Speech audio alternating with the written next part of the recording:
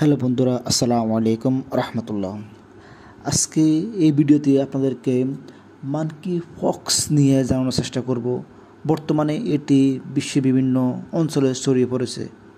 তো বন্ধুরা, প্রথমে আপনাকে জানাচ্ছি সেটা হচ্ছে মানকি পক্সটা কেন হয়, এর কারণটা কি। এই রোগের সৃষ্টি হয় অর্থোপক্স ভাইরাস এমপেক্স মাধ্যমে, যার পূর্ব নাম মানকি পক্স ভাইরাস। এই জেনেটিক ভাইরাসের সংক্রমণ ঘটে থাকে মানুষ ও বিভিন্ন প্রাণীর মাধ্যমে। ভেড়েওয়ালা ভাইরাস, যেটি মূলত গুটি বসন্ত সৃষ্টি করে। কাউপক্স এবং ভ্যাকসিনিয়া ভাইরাসের সঙ্গে ঘনিষ্ঠ সম্পর্ক রয়েছে। ভাইরাসটি ক্ল্যাড 1 এবং ক্ল্যাড 2 নামে দুটি শ্রেণীতে বিভক্ত। ক্ল্যাড 2 এর রয়েছে আরও দুটি সাব ক্যাটাগরি, ক্ল্যাড 2A এবং ক্ল্যাড 2B। এর সংক্রমণ শরীরের ত্বক বা শরীর থেকে নিঃসৃত বিভিন্ন তরলের সরাসরি সংস্পর্শে আসার মাধ্যমে ব্যক্তি থেকে ব্যক্তিতে ঘটে থাকে। অপরদিকে সংক্রমিত পশুর সঙ্গে সংঘর্ষ কিংবা কামড় বা আঁচড়ের মাধ্যমে পশু থেকে পশুতে ছড়িয়ে পড়ে। আর পশু থেকে মানুষের সংক্রামক ঘটে আক্রান্ত পশুর কামড় বা আঁচড় বা পশু শিকার, চামড়া কাটা বা রান্নার মতো কার্যকলাপের সময়। এমপক্স ভাইরাস ত্বক, থুতু, লালা, নাকের পানি ও যৌনাঙ্গের শ্লেষ্মিক পৃষ্ঠের মাধ্যমে শরীরে প্রবেশ করে।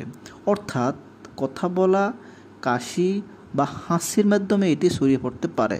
এখন আপনাকে জানাবো এই এমপক্সের লক্ষণসমূহ। একদম শুরুতে জ্বর, পেশিতে ও গলা ব্যথা থাকে।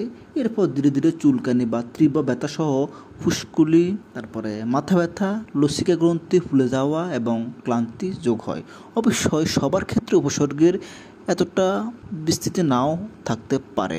আপাত দৃষ্টিতে ফুসকুলিগুলোর কারণে সাধারণ হাম বা চিকেন পক্স মনে হতে পারে, কিন্তু লসিকা গ্রন্থি ফুলে যাওয়া বিশেষত অন্যান্য পক্স থেকে এমপক্স আলাদা।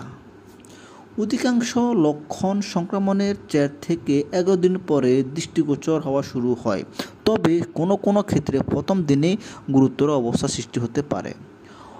অনেক ছোট ছোট ক্ষতের সমন্বয়ে গঠিত হয় ফুসকুড়িগুলো, যা হাতের উভয় পৃষ্ঠ, গলা, মুখ, যৌনাঙ্গ বা মলদ্বারে প্রদর্শিত হয়ে থাকে।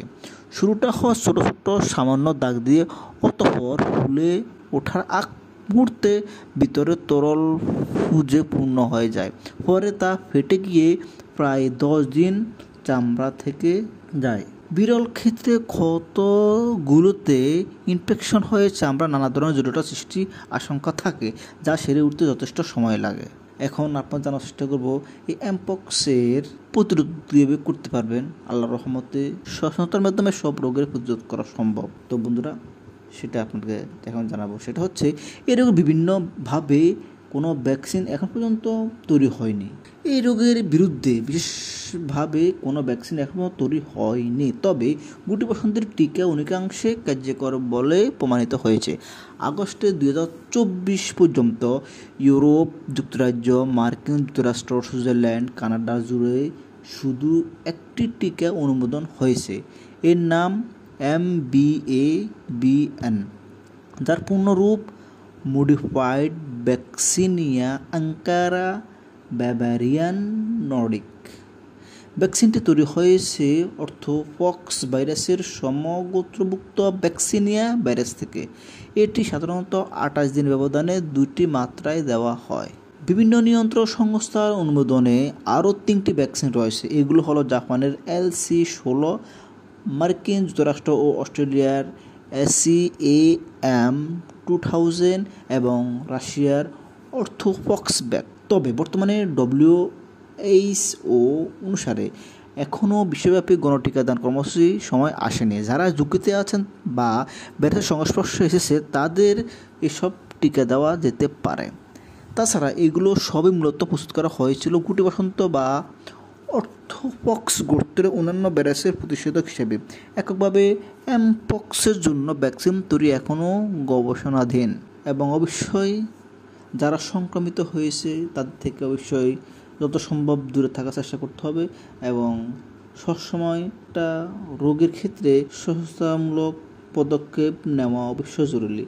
তো বন্ধুরা, সবাই ভালো থাকবেন, সুস্থ থাকবেন এবং নিজের যত্ন নেবেন। দেখা হবে অন্য কোনো ভিডিওতে, সে পর্যন্ত ভালো থাকবেন। আর যদি আপনি আমাদের চ্যানেল নতুন শ্রোতা হয়ে থাকেন, অবশ্যই চ্যানেলটি সাবস্ক্রাইব করবেন এবং আমাদের ভিডিওটি ভালো লেগে থাকলে অবশ্যই লাইক করতে ভুলবেন না। ধন্যবাদ।